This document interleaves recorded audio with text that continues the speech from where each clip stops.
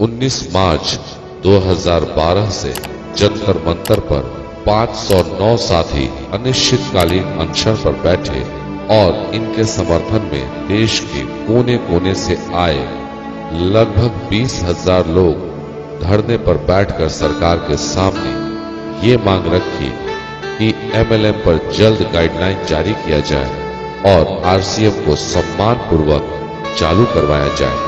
जंतर मंतर पर जारी आंदोलन को दर्जनों सांसदों और कई समाज सेवी संगठनों ने समर्थन दिया। इनमें प्रकाश जावड़ेकर, शाहनवाज हुसैन, कैप्टन जयनारायण प्रसाद, तूफानी सरोज, शब्बीर अली, इंदर सिंह नामधारी, सरोज कुमार, ओम प्रकाश यादव एवं मेघा पाटकर व उदित राज प्रमुख रहे। इन लोगों ने धरना स्थल पर आकर आंदोलनकारियों का हौसला बढ़ाया। आंदोलन के साथ साथ न्यायालय में भी हमारी जंग जारी थी और जब भी न्यायालय में हमारी सुनवाई की तारीख होती थी वो तारीख बदल जाती थी। इधर 509 आंदोलनकारी जो अनशन पर बैठे हुए थे, दिन प्रतिदिन उनकी स्वास्थ्य स्थिति बिगड़ती जा रही थी। इनमें से 87 लोगों की हालत इतनी खराब हो गई कि उन्हें दिल्ली के राम मनोहर लोहिया अस्पताल में भर्ती कराया गया। इतना होने के बाद भी सरकार को हमारा दर्द नहीं दिख रहा था। अनशन पर बैठे आंदोलनकारियों का स्वास्थ्य बिगड़ता जा रहा था, लेकिन वो अनशन खत्म करने को तैयार नहीं थे। 23 मार्च 2012 को RCTWA के अधिकारियों ने प्रधानमंत्री से बात की और प्रधानमंत्री की मध्यस्थता से 24 मार्च को राजस्थान के मुख्यमंत्री से हमारे अधिकारियों की व्यक्तिगत मुलाकात हुई। मुख्यमंत्री द्वारा मामले के शीघ्र सकारात्मक समाधान निकालने के आश्वासन और अनशन को समाप्त करने की अपील के बाद 30 मार्च को दिल्ली जंतर मंतर पर जारी अनशन को समाप्त कर दिया गया। बड़े आश्चर्य की बात है कि इसके 50 दिन बीतने के बाद भी स्थिति में कोई बदलाव नहीं आया। लोगों को समझ में नहीं आ रहा था कि अब वो क्या करें, लेकिन आर्थिक आजादी के अभियान के सिपाहियों ने कसम खा लिया था कि वे बिना आरसीएम को शुरू करवाए चैन से नहीं बैठेंगे। RCTWA ने एक बार फिर से पूरे देश के सच्चे आरसीएम सेवकों को 9 मई 2012 से जयपुर स्टैच्यू सर्किल स्थित उद्योग मैदान में इकट्ठा होने का आह्वान किया और स्पष्ट कर दिया कि इस बार वे किसी की बातों में आए बिना इस जंग को तब तक जारी रखेंगे जब तक कि हम जीत नहीं जाते, जब तक कि एमएलएम गाइडलाइन मिल नहीं जाता और आरसीएम पुनः शुरू नहीं हो जाती। पूरे देश से लोग जयपुर पहुंचने लगे और 9 मई 2012 से इस ऐतिहासिक आंदोलन की शुरुआत हो गई। धीरे धीरे आंदोलन तेज होने लगा। इस बीच न जाने कई बार RCTWA के अधिकारियों ने मुख्यमंत्री अशोक गहलोत से मुलाकात की, लेकिन आश्वासन के सिवा कुछ नहीं मिला। उधर कोर्ट में बार बार हमारी सुनवाई की तारीख बदल रही थी, जिससे न्याय व्यवस्था पर से भी विश्वास उठने लगा था। इस आंदोलन में महिलाओं ने भी हिस्सा लिया। आंदोलनकारियों के साथ उनके बच्चे भी थे जो मजबूरन कष्ट काटने पर बाध्य थे।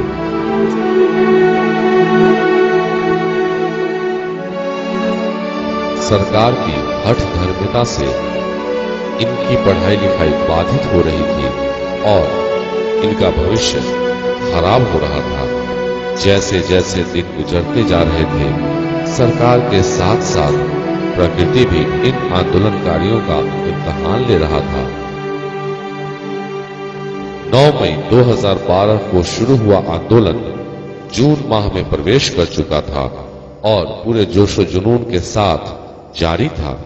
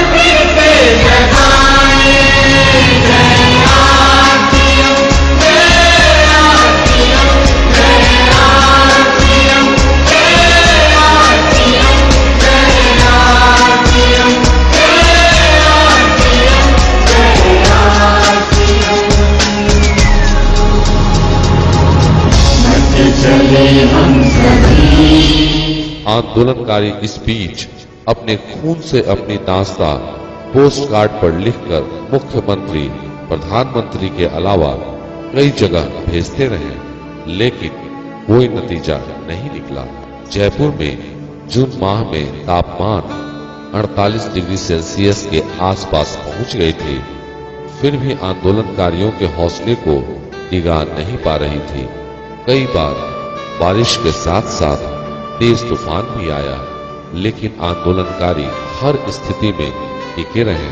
इस बीच हमारे आंदोलनकारियों ने संतोखबा दुर्लभ ब्लड बैंक में 40 यूनिट रक्तदान कर इंसानियत का परिचय भी दिया।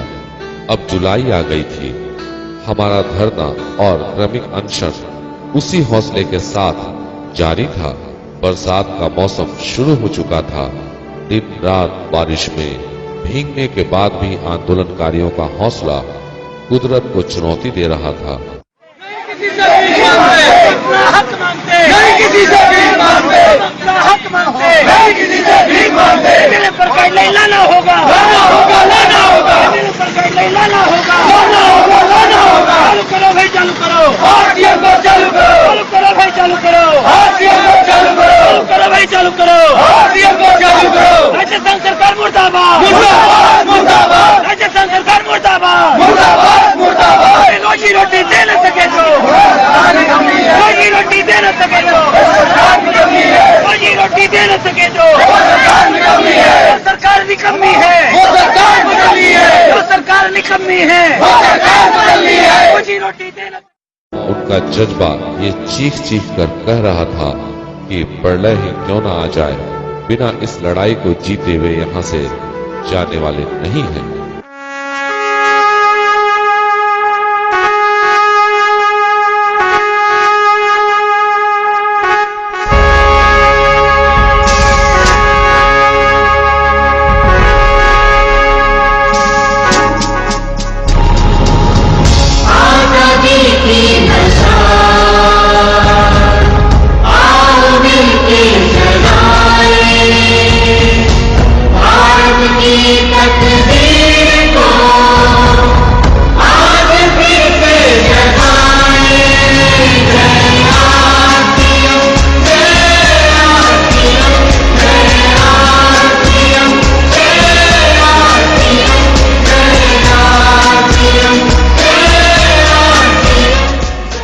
जुलाई को आंदोलनकारियों ने केंद्रीय मंत्री सीपी जोशी के पुतले को जूते से पिटाई कर अपना आक्रोश व्यक्त किया।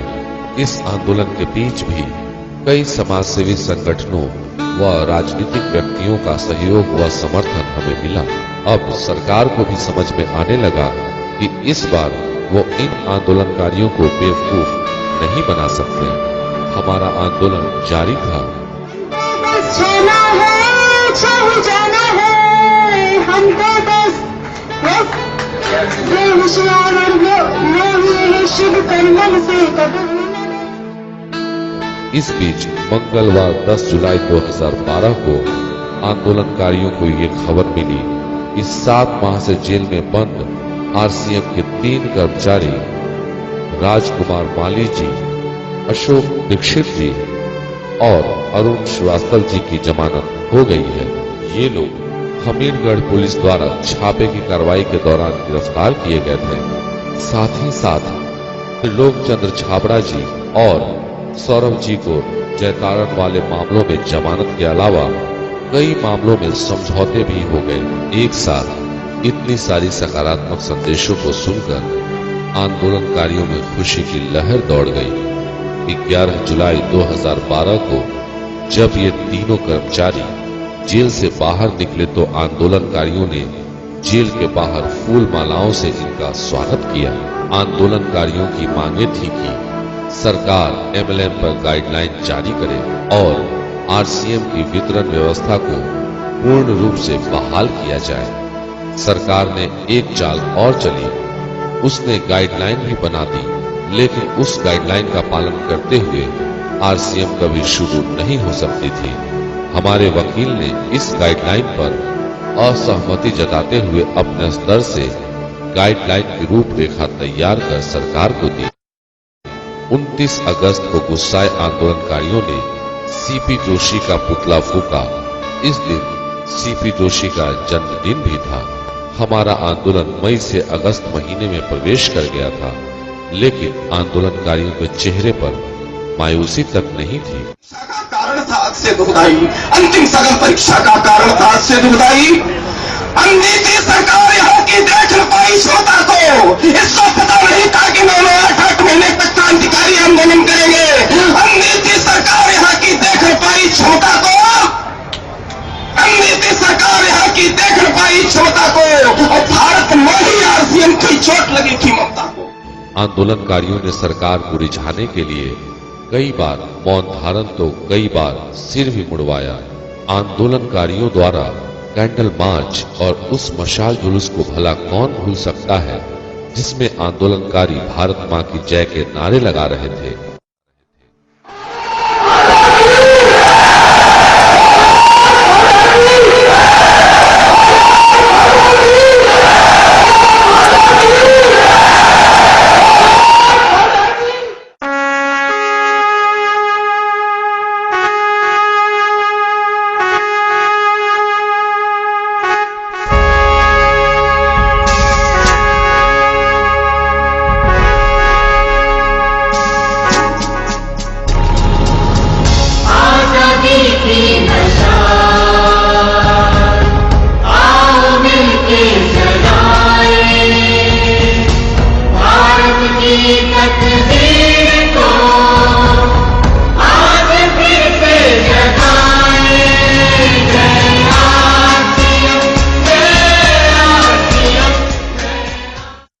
अब हवा का रुख बदलने लगा था।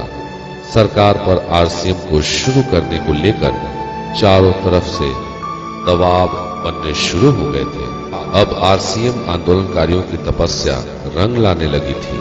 शायद इसी कारण 13 अगस्त 2012 को राजस्थान के मुख्यमंत्री अशोक गहलोत उद्योग मैदान में चल रहे धरना और क्रमिक अनशन पर आए और आंदोलनकारियों की प्रशंसा करते हुए कहा कि आपका काम अब बहुत जल्द हो जाएगा।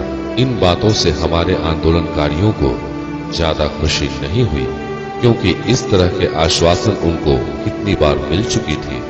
धरना जारी था। अब सकारात्मक खबरों का सिलसिला शुरू हो चुका था। 14 अगस्त 2012 को कंपनी के फ्रीज खातों को खोलने की याचिका पर हाई कोर्ट में सुनवाई करते हुए उन्हें खोलने के आदेश दे दिए। 15 अगस्त 2012 को आंदोलनकारियों ने आंदोलन स्थल पर ही झंडा फहराया। 4 माह तक अलग अलग भाषा, अलग अलग धर्म और देश के अलग अलग हिस्सों से आए लोगों का अपने हक के लिए आपसी प्रेम और भाईचारे के साथ बिना किसी आपसी मतभेद के जंग लड़ना कभी भुलाया नहीं जा सकेगा।